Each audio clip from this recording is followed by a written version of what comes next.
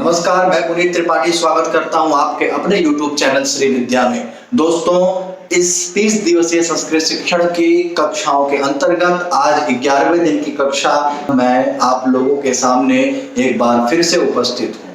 दोस्तों, कक्षा को प्रारंभ करने से पहले आप लोगों का धन्यवाद, बहुत बहुत धन्यवाद कि आप लोग मुझे दिन प्रतिदिन अपना भरपूर सहयोग प्राप्त करते जा रहे हैं, अपना मार्गदर्शन मुझे करते या कराते जा रहे हैं।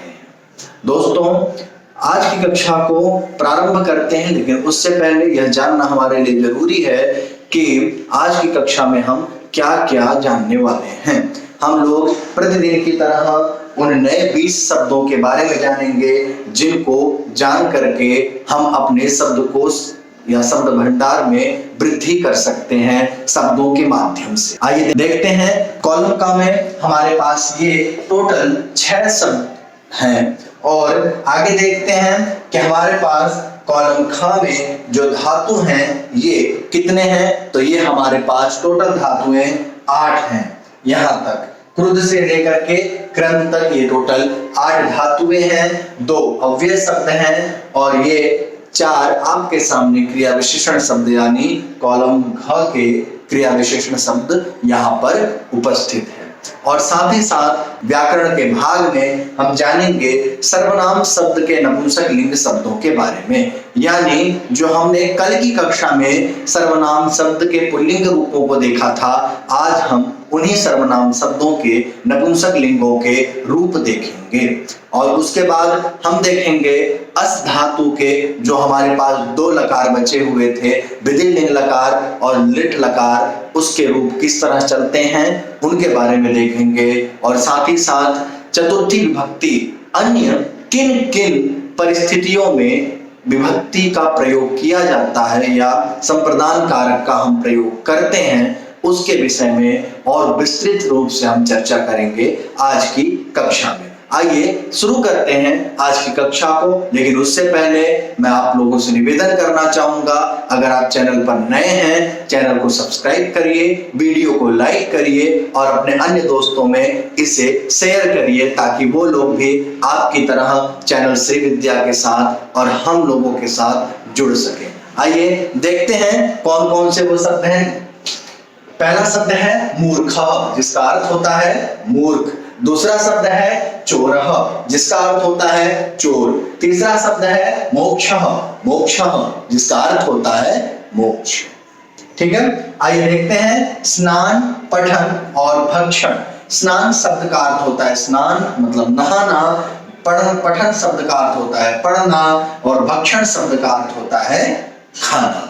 और आगे देखते हैं कॉलम ख में धातुओं के बारे में। तो कॉलम ख के धातु में क्रुद्ध है, जिसका अर्थ होता है क्रोध करना। द्रोह है, जिसका अर्थ होता है द्रोह करना। ईर्ष्य है, जिसका अर्थ होता है ईर्ष्या करना। असूय है, जिसका अर्थ है किसी की गलतियां निकालना, कमियां निकालना यानी दोष निकालना।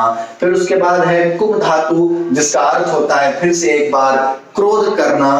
फिर अगला है निवेद धातु, जिसका अर्थ है निवेदन करना, किसी से आग्रह करना।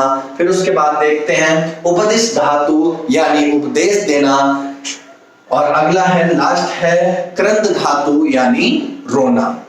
ठीक है, ये धातुएं हम लोग टोटल 8 धातुएं हम लोग पढ़ेंगे। 1 2 3 4 5 6 7 8। इन 8 धातुओं के रूप हम लोग चला करके देखेंगे कि किस तरह से इनके रूप चलते हैं और हम इन्हें याद करने की भी कोशिश करेंगे। अगला देखते हैं अर्थम और कृते। इनके लिए जो अर्थ है वो लिए है, मतलब इनका जो अर्थ है वह लिए है। ठीक है, ये लिए और ये भी लिए, यानी अर्थम का अर्थ है लिए और कृते का भी अर्थ है लिए। अगला देखते हैं कॉलम ख में क्रिया विशेषण शब्द कौन कौन से हैं। तो सुंदरम, शोभनम, समीचीनम, मधुरम। सुंदरम का अर्थ है सुंदर, शोभनम का अर्थ है अच्छा, समीचीनम का अर्थ है अच्छा, मधुरम का अर्थ है मीठा। ये 4 शब्द हैं जो हमें आज क्रिया विशेषण के रूप में देखने को मिले हैं। आइए देखते हैं अगला इससे जुड़े हुए यानी इन कॉलम से कॉलम क ख ग घ से जुड़े हुए उन सूचनाओं को कि ये सूचनाएं क्या कहती हैं। आइए देखते हैं पहली सूचना, यानी जो पहली सूचना आप देख रहे हैं ये कहती है कि मूर्ख शब्द से मोक्ष शब्द तक के रूप राम की तरह चलेंगे।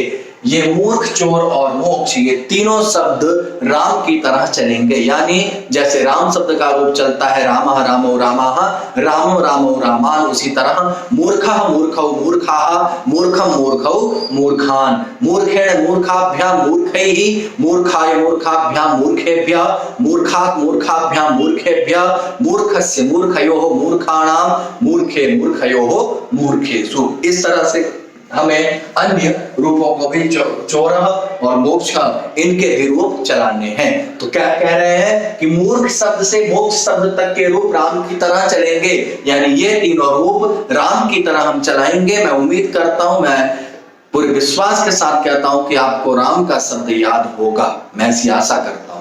आइए देखते हैं अगला क्या है। स्नान शब्द से भक्षण शब्द तक के रूप घृत की तरह, यानी अकारांत नपुंसक लिंग की तरह इनके रूप चलेंगे।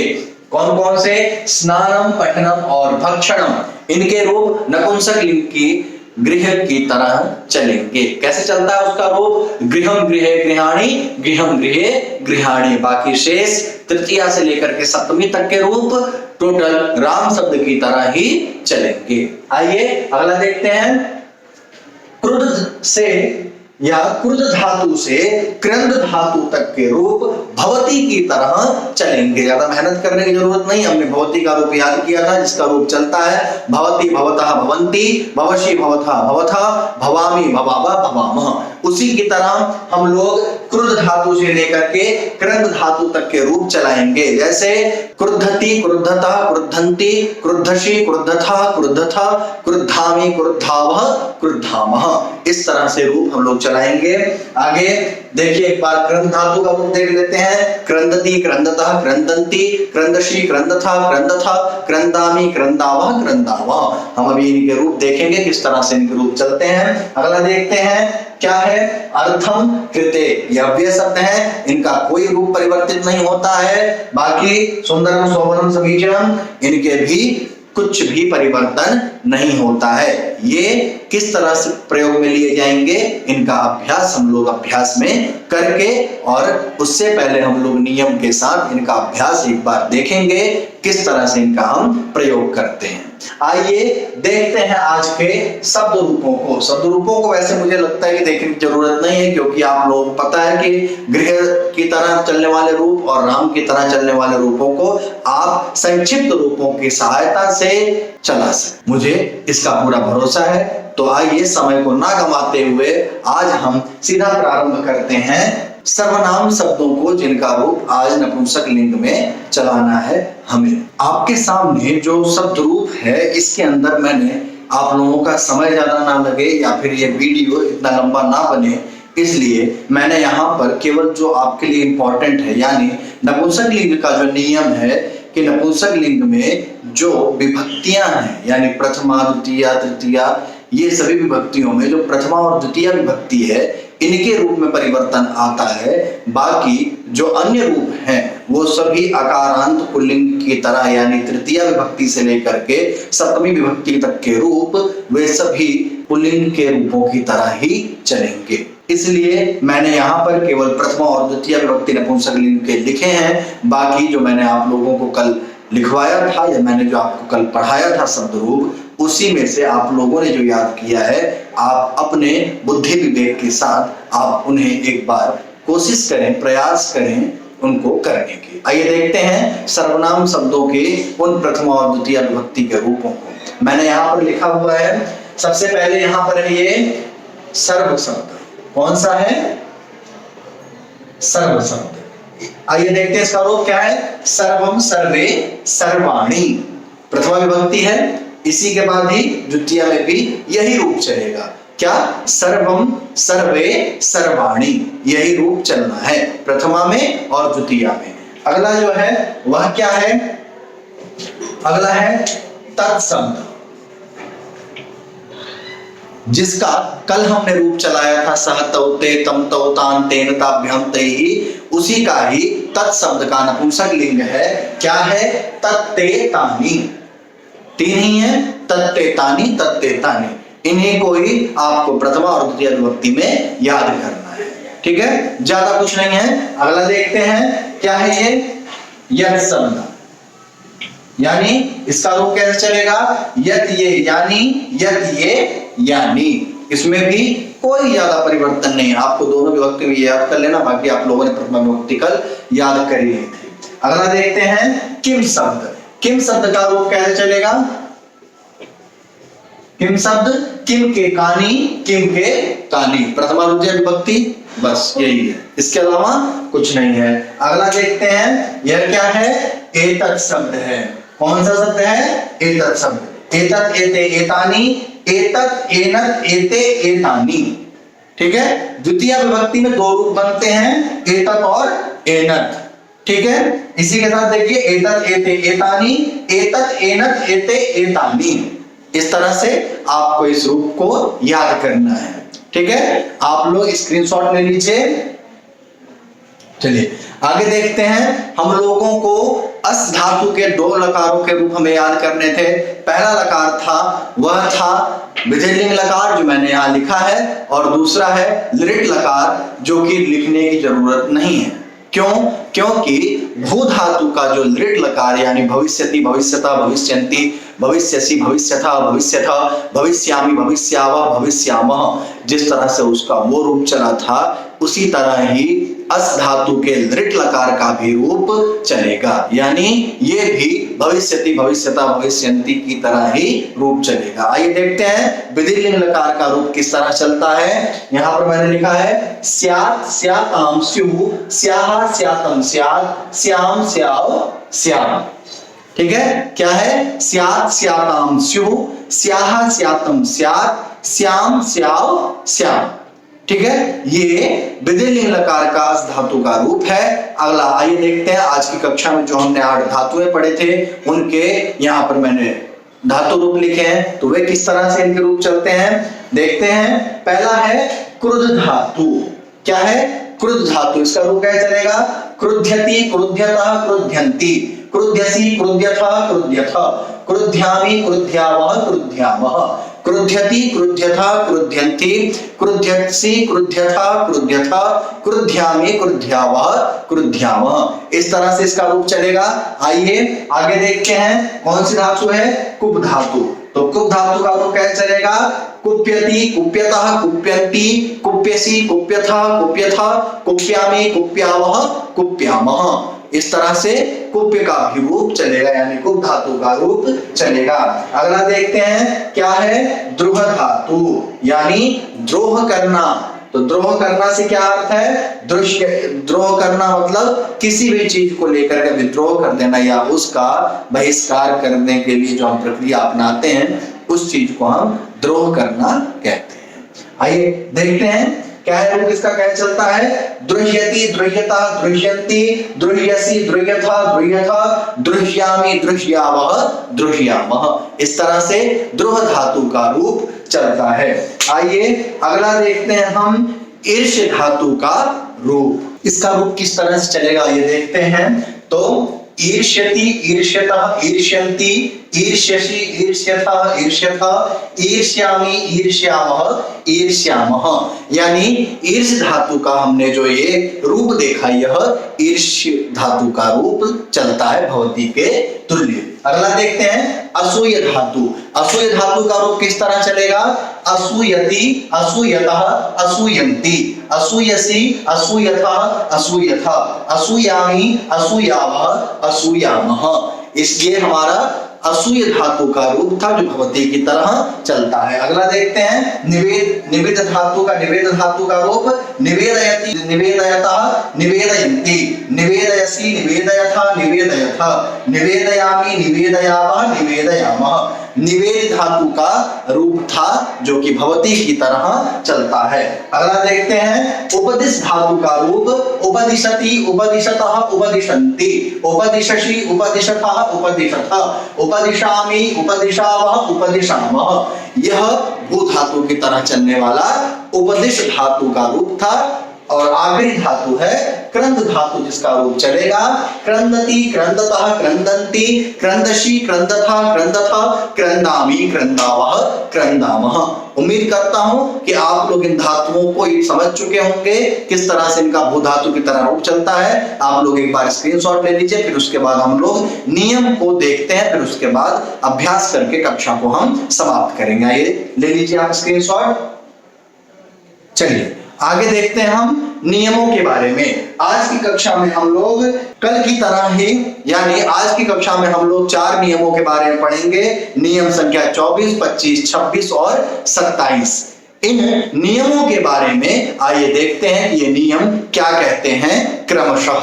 नियम देखते हैं। सबसे पहला नियम है जो नियम संख्या 24। इसमें क्या कहते हैं कि क्रुद्ध, द्रुह, ईर्ष्य और असूय, ये 4 जो शब्द हैं। पहला क्रुद्ध, द्रुह, ईर्ष्य और असूय, यहाँ पर शब्द है लेकिन वैसे ये धातु रूप है। इनके अर्थ में, मतलब इनके अर्थ में क्रोध करना, द्रोह करना, ईर्ष्या करना और दोष निकालना के अर्थ में इन अर्थ की धातुओं के साथ जिस पर क्रोध किया जाए, यानी वह एक पर्टिकुलर व्यक्ति या वह एक इंसान जिसके ऊपर या किसी भी वस्तु के ऊपर अगर क्रोध किया जाए तो उसमें चतुर्थी विभक्ति का प्रयोग किया जाता है। जैसे एग्जांपल देखिए, रामः कुप्यति, तो राम किसके ऊपर क्रोध करता है? क्योंकि बिना किसी व्यक्ति या वस्तु के कोई भी व्यक्ति क्रोध कर नहीं सकता। तो यहाँ पर क्या कह रहे हैं कि रामः कुप्यति, किसके ऊपर? तो राम गुस्सा करता है मूर्ख के ऊपर। तो यहाँ पर मूर्ख में चतुर्थी विभक्ति का प्रयोग होता है, तो वाक्य बन जाता है रामः मूर्खाय कुप्यति।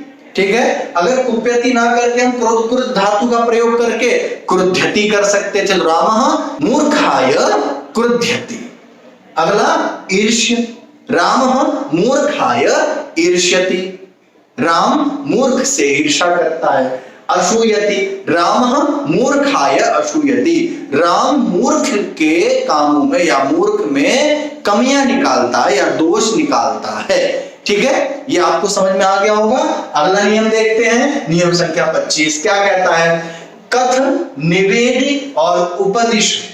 क्या क्या? कथ, निवेदि और उपदिश, इन 3 धातुओं के साथ चतुर्थी विभक्ति होती है। इन 3 धातुओं कौन कौन? कथ, निवेदि और उपदिशति, उपदिश। ठीक है, इन धातुओं के साथ क्या होता है? चतुर्थी हो जाती है। आइए एग्जांपल देखते हैं। शिष्याय, शिष्य को। ठीक है, किसको? तो शिष्य को। क्या करता है? कथयति, बोलता है, शिष्य को बोलता है। फिर शिष्याय निवेदयति, शिष्य से निवेदन करता है। ठीक है, अगला क्या है? उपदिशति। ठीक है, उपदिशति यानी शिष्य को उपदेश देता है। ठीक है, शिष्य को यह उपदेश देता है। अगला देखिए, नियम संख्या 26। ठीक है, नियम संख्या 26 कहती है, क्या कहती है? जिस प्रयोजन के लिए वस्तु या क्रिया होती है, यानी जिस कार्य के लिए या जिस वजह से। ठीक है, जिस प्रयोजन के लिए वस्तु या क्रिया होती है उसमें चतुर्थी होती है। जो लक्ष्य है, जो प्रयोजन है, जो कार्य है, उसके प्रयोजन में क्या होता है? चतुर्थी विभक्ति का प्रयोग होता है। जैसे क्या है? मोक्षाय हरिम भजति। पहले मोक्ष को अलग कर लेते हैं। हरिम भजति, हरि को भजता है, यानी हरि की पूजा करता है। तो हरि की पूजा करता है इस अर्थ में। अब यहां पर प्रयोजन क्या है?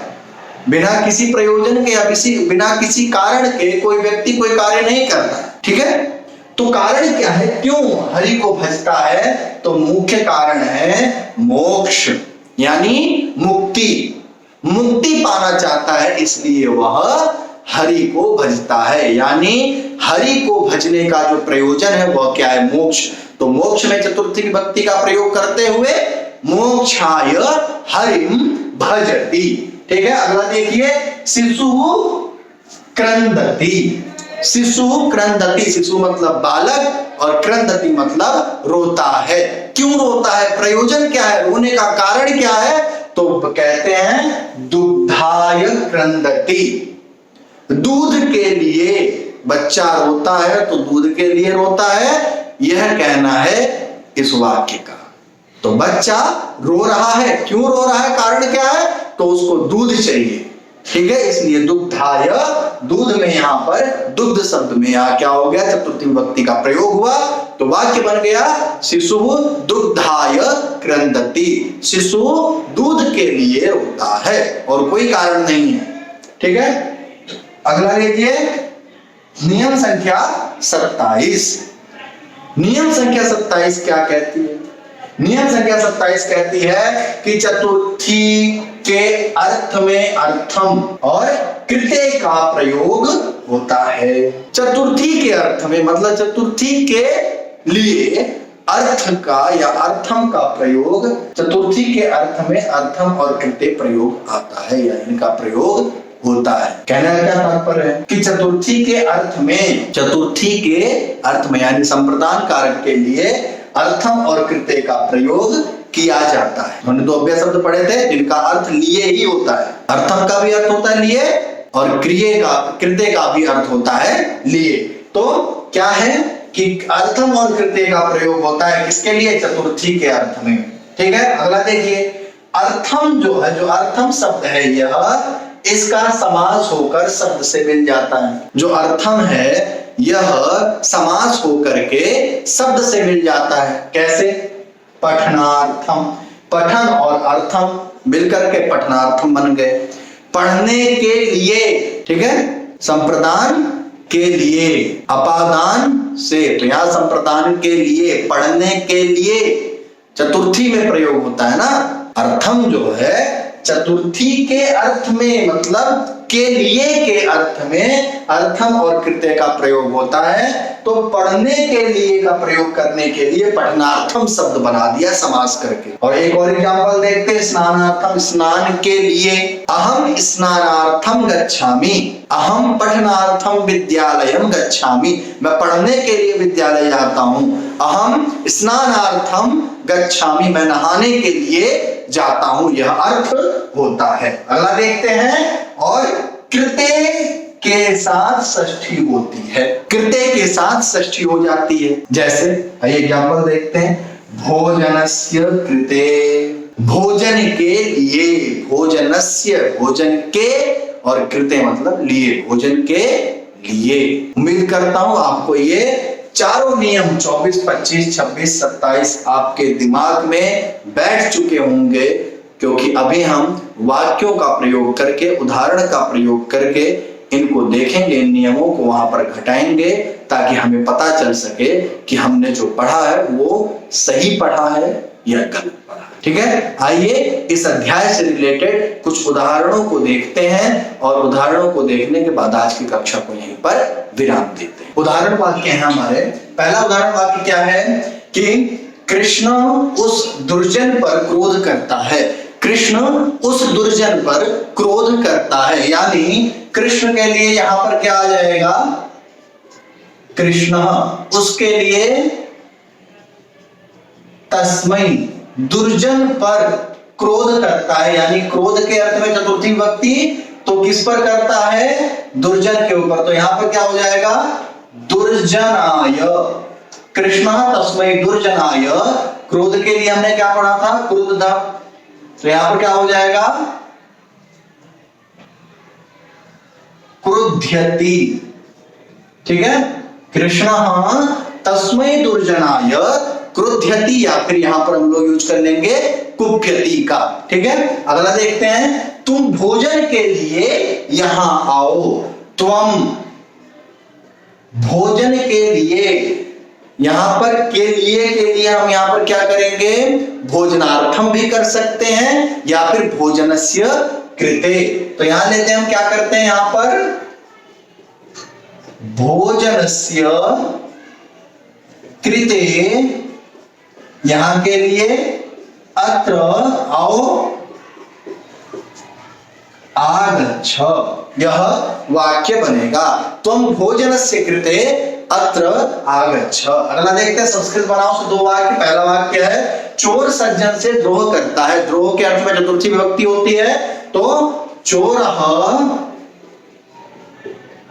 किससे करता है? सज्जन से। तो क्या हो जाएगा? सज्जनाय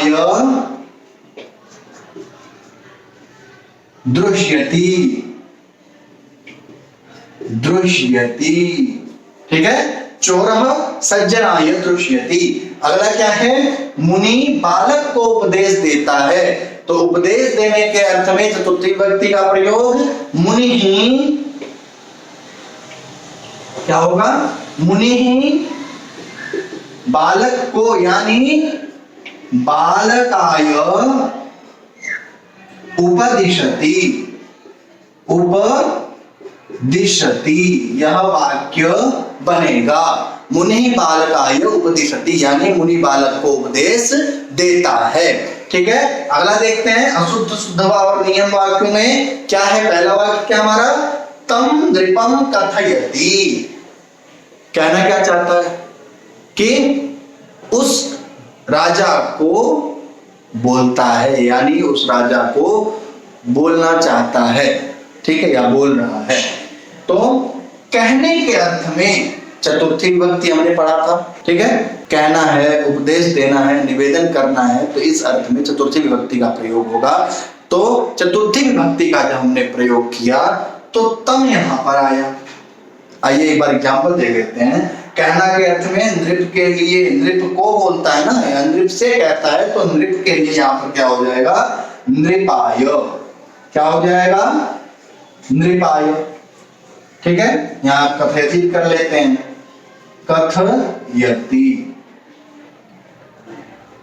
क्या हो जाएगा? कथयति, ठीक है, यह हो गया। अब नियम संख्या 20 हमने पढ़ी थी। नियम संख्या 20 क्या कहती है? कि जो विशेष्य का लिंग, वचन और विभक्ति है वही सर्वनाम की भी होगी। तो सर्वनाम क्या है? तम, ठीक है। तो इसका क्या हो जाएगा?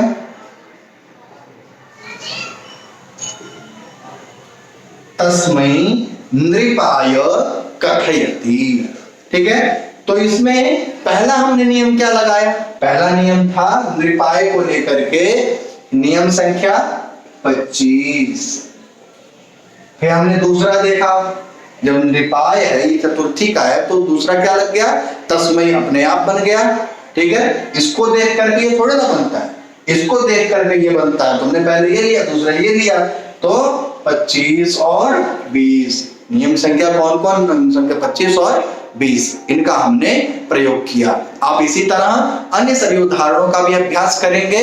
अभ्यास करने से ही हमको हमारे पढ़े हुए चीजों का पूरा परिणाम ज्ञात होता है कि हमने आज जो पढ़ा तो उसको हमने सही से पढ़ा या नहीं पढ़ा। इसका परिणाम हमें अभ्यास करने के बाद ही पता चलता है। आप ऐसे अभ्यास करते रहिए, निरंतर कक्षाओं से जुड़े रहिए, आप बने रहिए आपके अपने YouTube चैनल श्री विद्या के साथ। आज की कक्षा को यहीं विराम देता हूं। वीडियो को शेयर करें अपने दोस्तों के साथ, लाइक करें, चैनल को सब्सक्राइब करें और अपना ख्याल रखें। स्वस्थ रहें, मस्त रहें और अपने चैनल से जुड़े रहें, श्री विद्या के साथ और मेरे साथ जुड़े रहें इन 30 दिनों तक। बाकी आगे भी अगर हम कोई कक्षाएं प्रारंभ करते हैं तो उसमें भी आपका सहयोग अपेक्षित है। इसी के साथ अपनी वाणी को और कक्षा को विराम देता हूं।